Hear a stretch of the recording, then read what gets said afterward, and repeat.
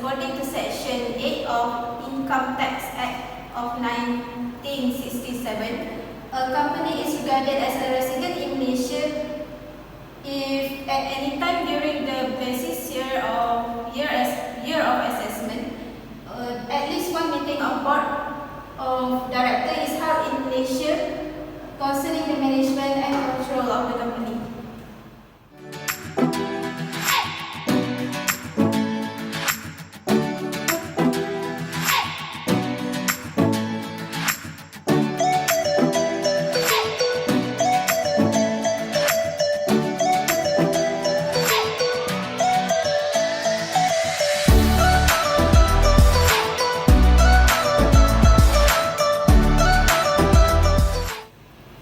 For the second questions, which is what are tax implications might be received by the company when it is a resident and a non-resident in Malaysia for relevant year of assessment? The answer is the income of the company would be taxable if it is deemed derived from Malaysia according to Section 12 of the Income Tax Act 1967 for resident company, whereas non-resident company will only be taxed on income accruing in or derived from Malaysia, provided if there is a business presence, for example, permanent establishment in Malaysia.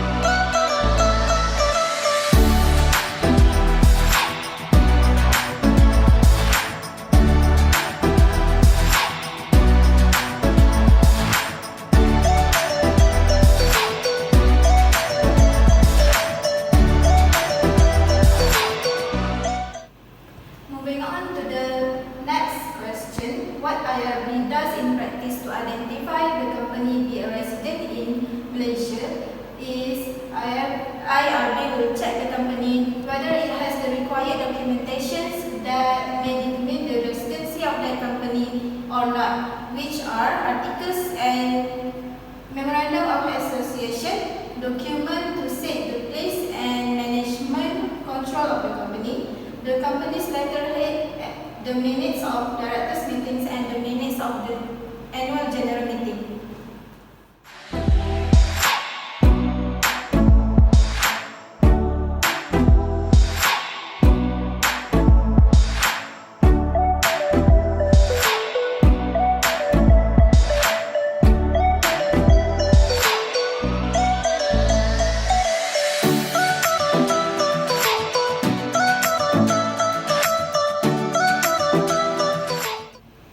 Questions.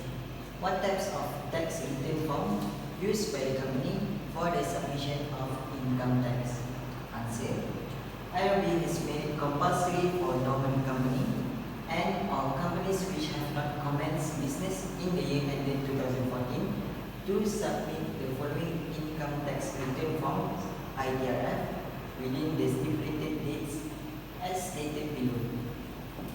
For the first one, the return form of company for year assessment 2014, Form EC.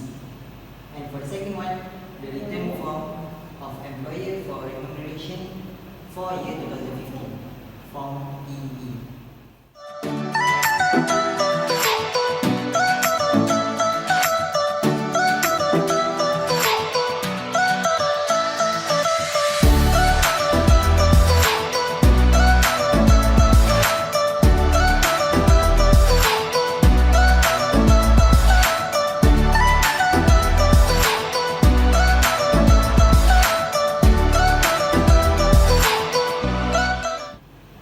For the fifth question, described procedure must be complied by each company for income tax under self-assessment system. The self-assessment system was introduced for the company since 2001. Under this system, companies are required to furnish estimate of tax, settle the payment of tax, and submit the file of return form C to IRB.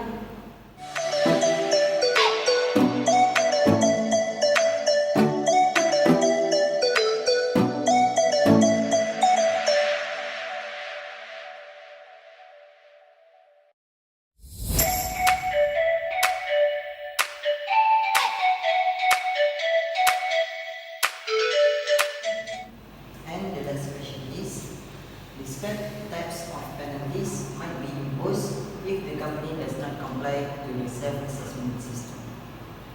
The failure to furnish an estimate by the due date and in accordance with the requirements of Section 107C of the Income Tax Act is an offence under Section 120 subsection 1 clause F of the Act. Upon conviction, the taxpayer will be liable to a fine of not less than 200 ringgit and not more than 2,000 ringgit, or to imprisonment for a term not exceeding 6 months or more.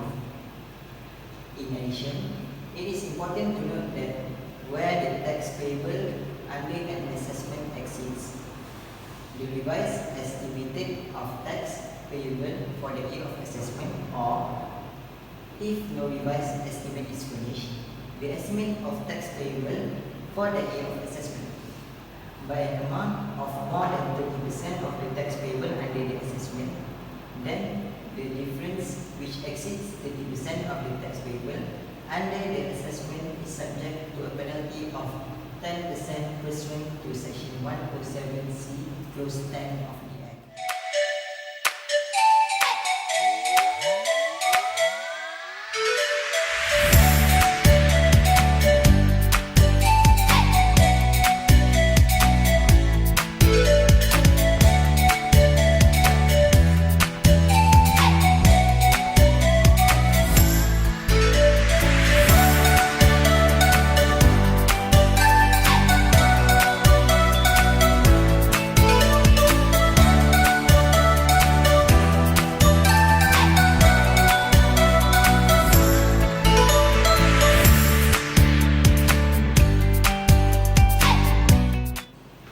Moving on to the next part, that is chronology of old SST to GST to new SST.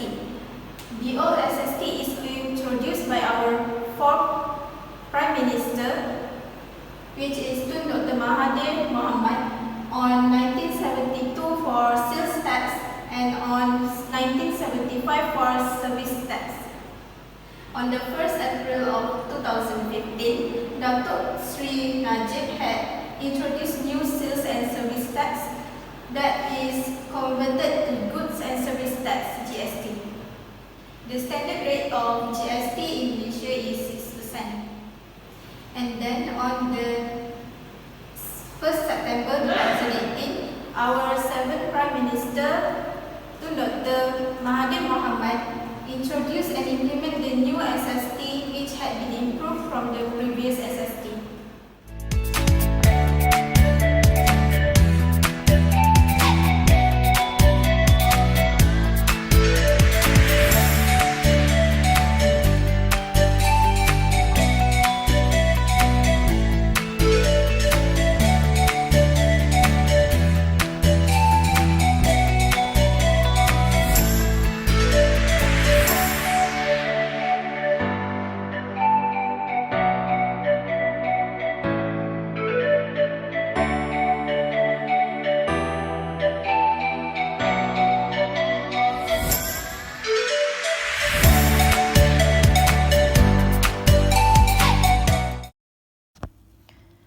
Next is the computation of SST by the four users, which are manufacturer, wholesale, retailer, and consumer. The cost and profit are added up to RM 1,500, which is called gross sale price. And then the 10% SST will be computed on the gross sale price, which is RM 150. So the total sales price is 1,650 ringgit. The government collects a total of 150 ringgit of SST. For the wholesale, the cost is RM 2,750 and the profit is RM 700. Those are added and the gross sale price is RM 3,450.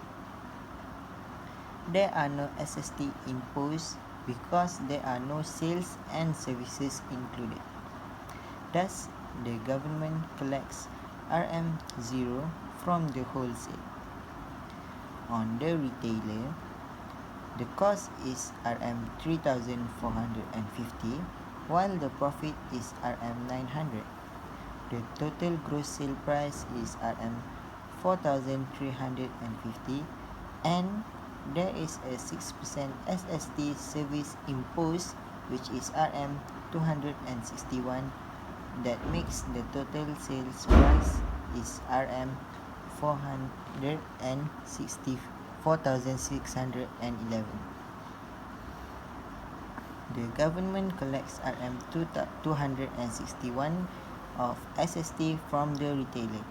Lastly, the consumer who paid the total price of Rm 4,611 are taxed by the government for Rm 511.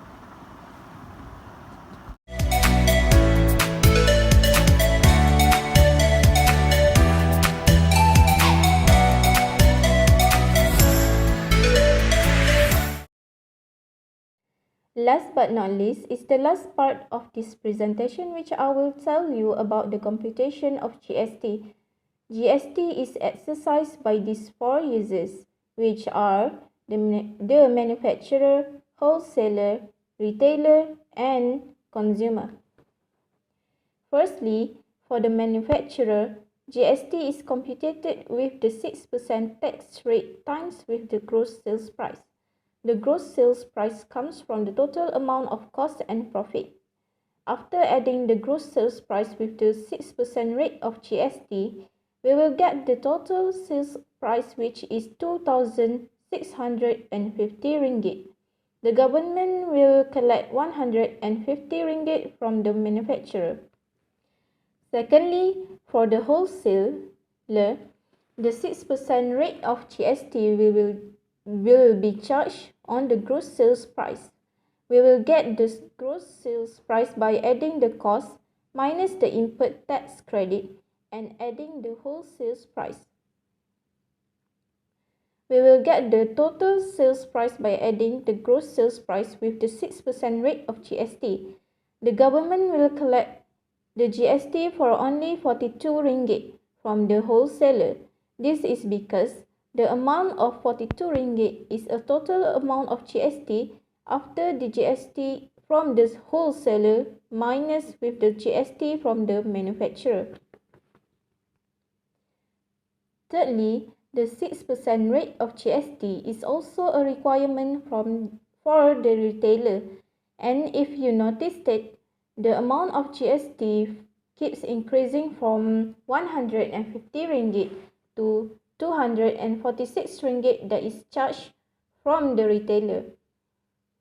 The government will collect GST with the amount of 54 ringgit, 54 ringgit from the retailer. Last but not least is the consumer. The consumer will pay a price of 4,346 ringgit for consumption activities, while the government will collect the tax with the amount 246 ringgit.